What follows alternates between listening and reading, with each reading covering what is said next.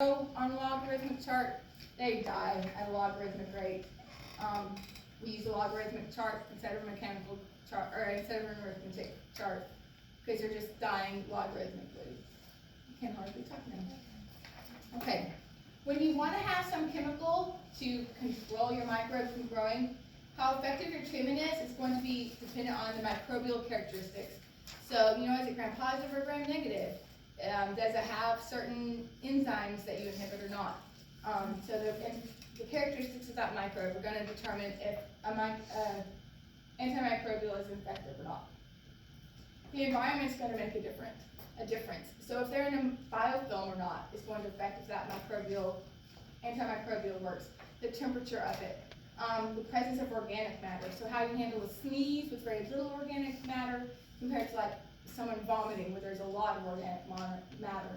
The time of exposure, so you might need to, spray it down with alcohol or bleach and let it sit for a few minutes, to work for a few minutes.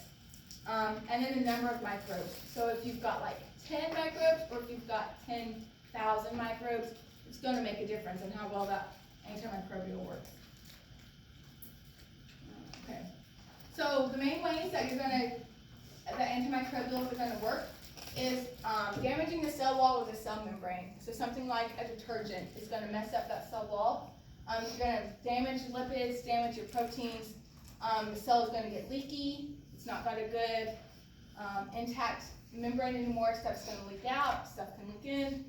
Your cell can't grow, as your cell can't really exist. You can damage proteins. You damage enzymes. If you stop an enzyme, you stop the cell from doing the stuff it needs to do. So it's going to die. So something like heat that denatures a protein, a chemical that messes up a protein, damaging your nucleic acids. So if you damage heat, radiation, chemicals, anything that can damage your DNA, your cell can't copy its DNA anymore. It's not going to be able to grow. It's going to be dangerous. Okay. What a chemical microbial agent that affects plasma membranes also affect humans. So you have found this great product. It kills 100% of bacteria by damaging their plasma membrane. Would that be a very good thing to expose people to also? No. Okay, why wouldn't that be good for people?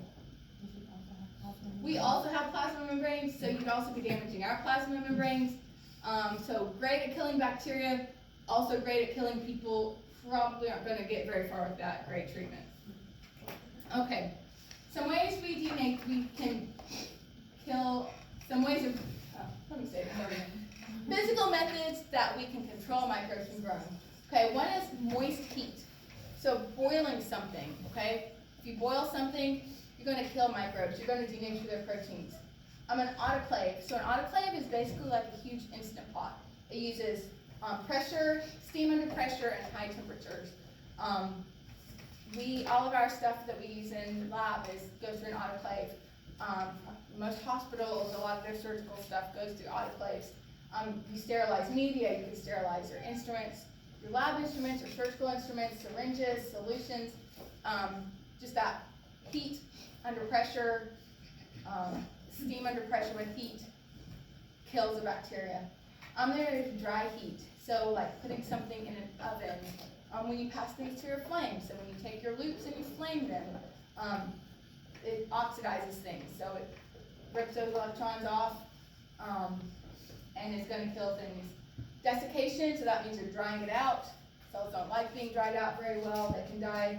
Osmotic pressure, so you've got something with a lot of sugar, a lot of salt, it's going to plasmalize. A lot of really high pressure is going to just, it's too much pressure. You think of yourself under pressure, proteins under pressure, and DNA under pressure, they're not happy at all, they're going to fall apart. Okay, low temperatures are not going to kill a bacteria, they're going to be bacteriostatic. So what is that bacteriostatic word, what does that mean?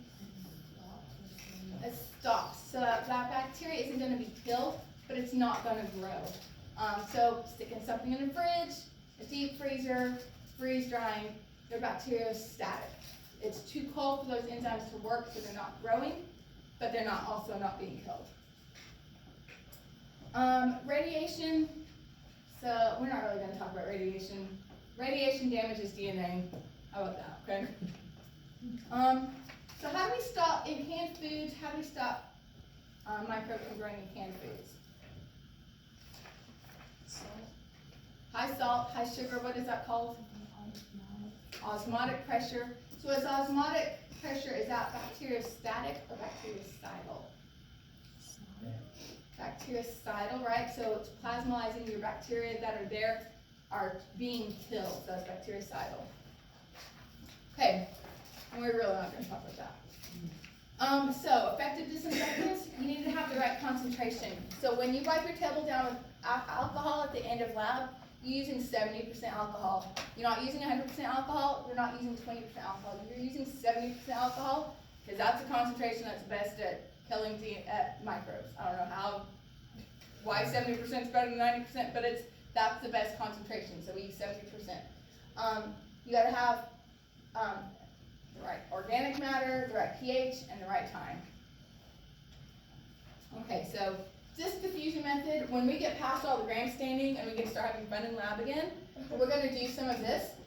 So what you're going to do is you're going to cover a plate with bacteria, and then you're going to take little paper discs and soak them with the disinfectant, and then slap that down on your bacteria and see if it's going to kill your bacteria. So here you've got chlorine, hexachlorine, O-polyphenol, and some quaternary compound growing on gram-positive, growing on E. coli, gram-negative, and growing on Pseudomonas, which is like the jerk of gram-negatives. So here you see all of this halo around where bacteria didn't grow. So those are very good disinfectants for if you're wanting to kill Streptococcus aureus. Here you see chlorine, so bleach is still a pretty good way to kill that E. coli. O-polyphenol, quaternary, those are still pretty good ways to kill. A little bit decent, not quite as good as the bleach. This thing didn't do a bit of difference to that bacteria. And here you see bleach kind of killed this, nothing else even touched it. So you can just soak a plate, soak a little paper disc, and whatever disinfectant you want to measure, you can see if that's a decent way to kill your bacteria or not. So, you know, you could say, I want to know if my essential oil really does what they're telling me, and soak your paper disc in your essential oil and see if it kills your bacteria, if it keeps growing. Is my mouthwash really good? You know, you can see whatever stuff you have. Where it doesn't grow, that means that whatever that bleach soaked out and killed the bacteria. It was really good at growing, at killing its growth, at stopping its growth or killing it. Okay.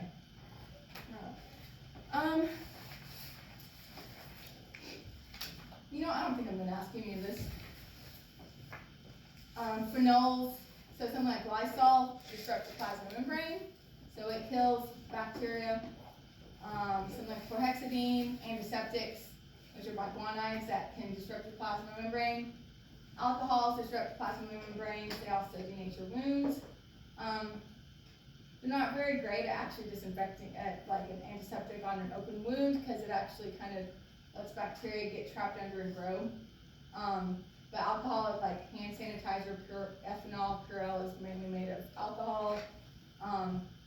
Rubbing alcohol is used to disinfect stuff. So maybe not an open wound, but you know, still great if you're giving a vaccine, wipe it down with alcohol. Heavy metals kill bacteria. So here, instead of doing this diffusion, they just stuck these metals on here. So you can see this metal, you have this clear growth zone where the bacteria didn't grow because that metal killed the bacteria. You might be able to see there's a halo around these.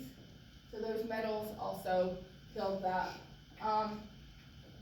So a lot of heavy metals, like you'll find zinc in anti-dandruff shampoo. You'll have a heavy metal in your mouthwash.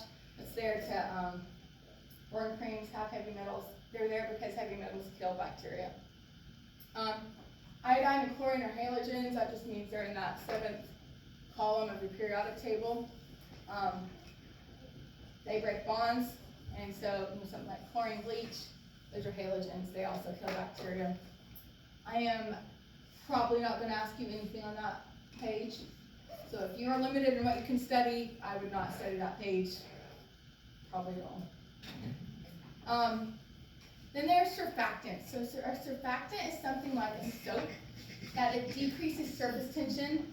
So instead of just rinsing your hand with water, if that water kind of goes right off of you, rubs off your hand, you add a soap, it decreases that surface tension. So it helps you like mechanically de-germ your hands. There's also food preservatives you can add to food. They're added because they stop spoilage. Spoilage is from bacteria growing, so you stop bacteria growing, you stop spoilage. So, if you ever are bored in the grocery store, you can read something like sorbic acid, benzoic acid, calcium propionate. They're added to foods because they stop bacteria from growing. So probably you need to know what a surfactant is.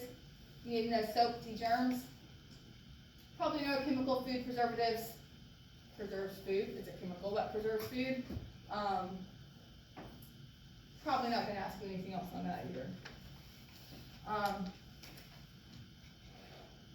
We're not going to talk about aldehydes. We're not going to talk about gases, sterilants. We're not going to talk about any of that. Antibiotics kill bacteria, antifungals kill fungus, anti-endospores kill endospores. We're not going to talk about that either. I think we're done with this. So, antibiotics. This is an interesting one. So some bacteria makes things called bacteriocins. So these are made by one bacteria that kill another bacteria, right? I mean, so if it's easy to think that like, oh, bacteria, great kumbaya, they love each other. But in reality, bacteria are like, I want to grow, I want to have all the food, I want to have all the space. The only way I can do that is if nothing else is growing. So they make lots of stuff that kill the bacteria around it. So bacteriocins are one of those things that bacteria are making. So my little bacteria family is going to grow here, and nothing else is going to come get in my way. Okay. So bacteriocins, that's an interesting thing that's to know. So like even when if you have an interest in making cheese, like you'll probably use bacteriocins to stop your cheese from spoiling. Never make cheese, but maybe that's a good microbiology thing to do. This is probably an important slide. So when you're talking about how resistant a bacteria is, if you have a virus with a lipid envelope, we haven't talked about viruses yet, but we'll talk about viruses. Having that lipid envelope makes them not very resistant to anything. You can kill them with just about anything. Gram-positive bacteria, very easy to be killed. Okay, so gram-positive bacteria, viruses with lipid envelopes, just about anything's going to kill them. Prions, those are proteins that are folded up weird and cause disease, something like mad cow. Endospores, just about nothing gets rid of those. So those are the most resistant. They resist just about anything. We did talk about one way you can get rid of an endospore. What was that one thing we said can get rid of an endospore? Okay, commercial sterilization. What is that one endospore we really don't like that can cause botulism, food poisoning? Clostridium botulinum. Okay, so commercial sterilization will get rid of Clostridium, will get rid of endospores, just about nothing else, but sterilization will get rid of them. I don't know anything that gets rid of prions, like you just don't eat contaminated stuff. So why is alcohol effective against some viruses and not others? Let's come back to this. What's the difference between some viruses are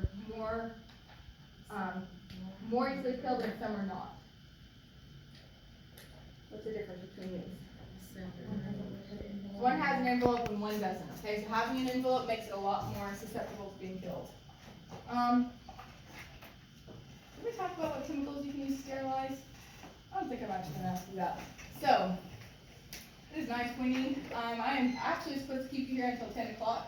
So let's say you have 40 minutes of study time that you can do in the car with each other.